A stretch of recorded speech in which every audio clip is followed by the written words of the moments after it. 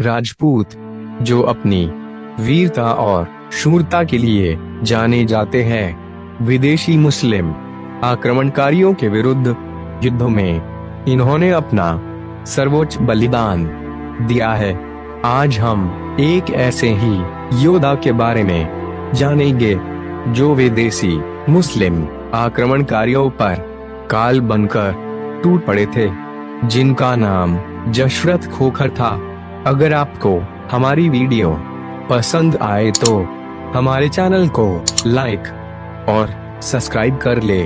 शेख खोखर, जो नाम से तो मुसलमान बन गए थे, परंतु अपने देश धर्म और अपनी हिंदू प्रजा के लिए और विदेशी आक्रमणकारियों से उनकी सुरक्षा के लिए अपना सब कुछ दांव पर लगा दिया था।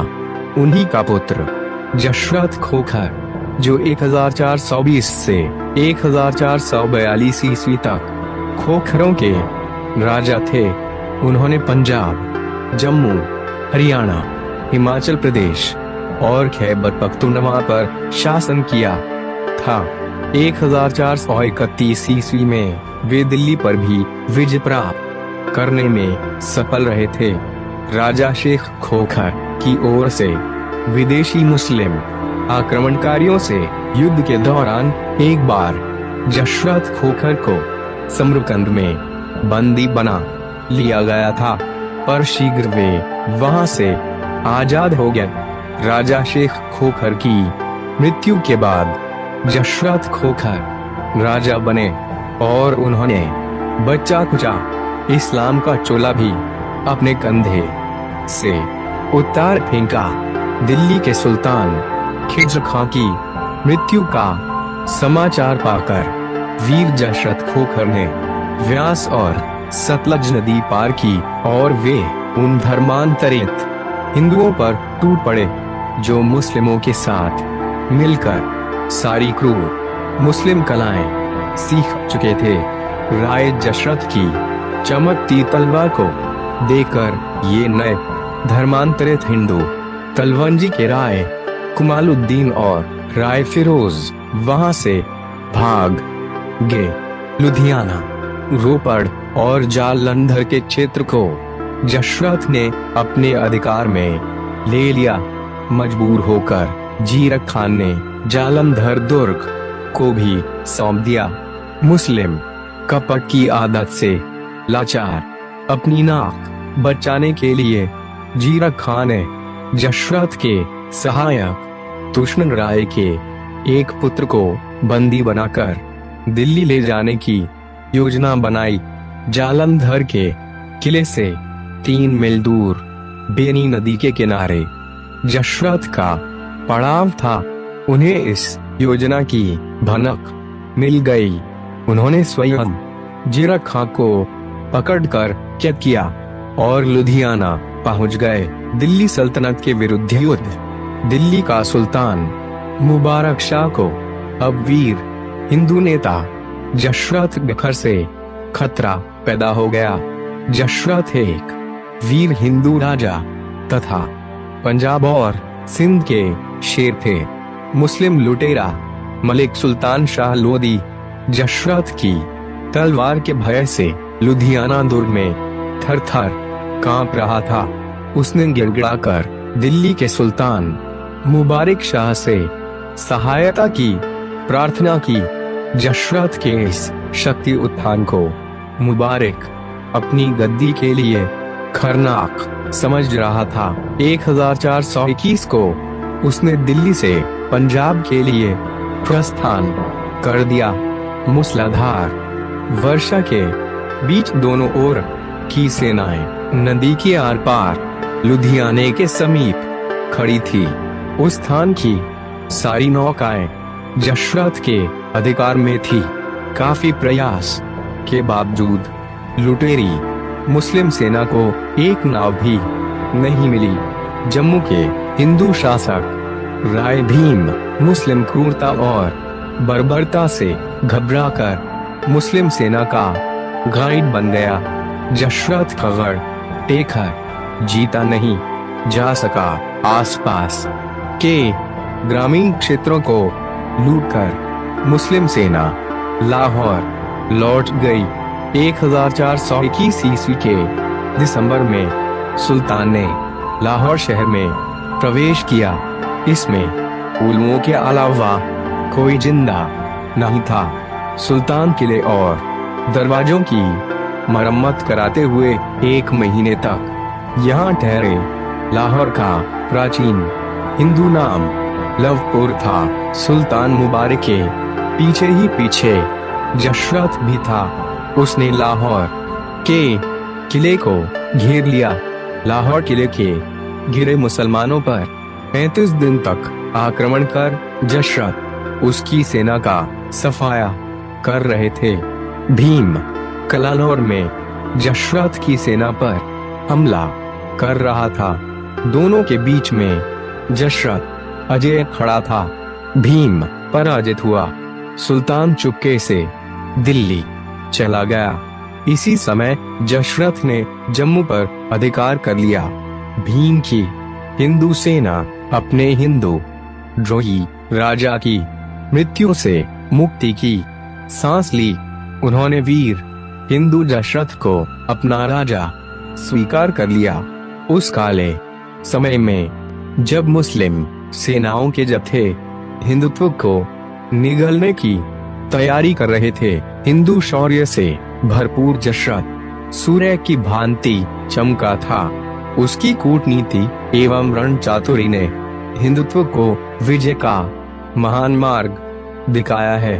30 अप्रैल 1428 ईस्वी को जब मुबारक शाह दिल्ली लौटकर मौज मस्ती और रंगरेलियों में डूबा हुआ था, उसे खबर मिली कि वीर जशरथ लाहौर, कलानौर, जालंधर और कांगड़ा के साथ सारे पंजाब को अपने अधिकार में ले लिया है। बयाना ने फिर बगावत कर दी है। इससे खिन्न और उद्विग्न होकर सुल्तान फिर ग्वालियर लूटने निकल पड़ा। 1431 से 32 ईस्वी में जशरथ ने दिल्ली की गद्दी पर बैठे विदेशी सुल्तान के विरुद्ध दूसरा अभियान छेड़ दिया। इसका विरोध करने के लिए मलिक सिकंदर आया और कैद हो गया। जब सुल्तान इन सारी ललकारों के बीच दिल्ली में आराम कर रहा था, शेख अली जो एक जबरन धर्मांतरित हिंदू था, उसने मुल्तान की सेना पर हमला कर दिया। शेख अली के हृदय में हिंदू देशभक्ति की आग जल रही थी। तीव्र प्रहार से इस वीर व्यक्ति ने तुसुमदुर को अपने अधिकार में कर लिया। बयाना और ग्वालियर भी बागी ही थे। दूसरी बगावत का विस्फोट पंजाब के समान ही हुआ। विकट जशरथ सुल्तान की सेना पर टूट पड़ा और उसे तितर बितर कर दिया। बौखलाकर सुल्तान लूट के लिए मेवात की ओर मुड़ गया। दिल्ली की मुस्लिम सत्ता के अधीन एक के बाद दूसरे केंद्र को छीनता धर्मांतरित हिंदू शेख अली पंजाब होकर आगे बढ़ता गया। मुस्लिम सैनिकों के लाहौरी कमांडर मलिक यूसुफ और मलिक इस्माइल हिंदू तलवार से भयभीत होकर रातों रात लाहौर किले से भाग निकले। उनका पीछा करने के लिए शेख अली ने एक सेना भेज दी। पीछा करने वालों ने अनेक लोगों को मार गिराया। दूसरे दिन शेख अली ने नगर के सारे मुसलमानों को कैद कर लिया।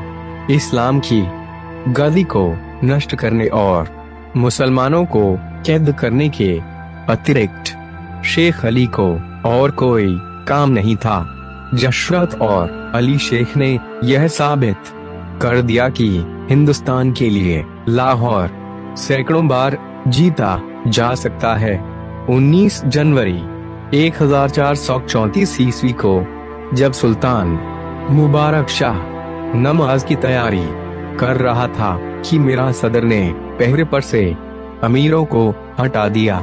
विदाई लेने के बहाने कुछ हिंदू घोड़ों पर चढ़कर आए। सुधारुन कंगू अपने दल के साथ बाहर ही ठहर गया कि सुल्तान की सहायता के लिए कोई भीतर न जा सके। सिंधुपाल तेजी से भीतर गया और उसने राजा के सर पर ऐसा वार किया कि उसके जीवन का अंत हो गया। मुबारक शाह के मौत के बाद शैतान खिजर खां का पोता मोहम्मद शाह सुल्तान बना। वह सिंधुपाल के पीछे था। सिंधुपाल बयाना, अमरोहा, नारनौल और दोआब के कुछ क्षेत्रों को वापस हिंदू अधिकार में लेने के लिए प्रयत्नशील था। इसी क्रम में चारों ओर से मुस्लिम सेना से घिर जाने के कारण सिंधुपाल ने अपनी स्त्रियों और बच्चों को घर में बंद कर घर में आग लगा दिया और वीर हिंदू परंपरा के अनुसार लड़ते हुए वीरगति को प्राप्त हुए कंगू और अन्य क्षत्रियों को पकड़कर महल में उस जगह लाया गया जहां मुबारक शाह ने दम तोड़ा था और उनकी हत्या कर दी गई। बहलोल लोदी और दशरथ खोखर इस समय तक दिल्ली का भावी सुल्तान बहलोल लोदी का सितारा बुलंद हो चुका था। सुल्तान ने उससे खुश होकर लाहौर और दीपालपुर की जागीर लूटने के लिए बहलोल लोदी को दे दी, जो उस समय दशरथ के राज्य का हिस्सा था। दिल्ली के मुस्लिम सुल्तान जागीरों का बंटवारा इसी प्रकार करते थे जो मुगल काल में भी कायम रहा। बहलोल लोदी दशरथ की शक्ति को जानता था, इसलिए उसने दशरथ से एक समझौता कर उस वीर योद्धा की सहायता लेने का विचार किया। दशरथ की सहायता पा जाने का आश्वासन मिलने पर बहलोल लोदी ने आसपास के क्षेत्रों को अपने काबू में कर सुल्तान से टक्कर ले ली। 1445 ईस्वी में मुहम्मद शाह मर गया। बहलोल लोदी ने मृत सुल्तान के पुत्र अलाउद्दीन को सुल्तान घोषित कर खुद संरक्षक बन गया और एक दिन उसकी हत्या कर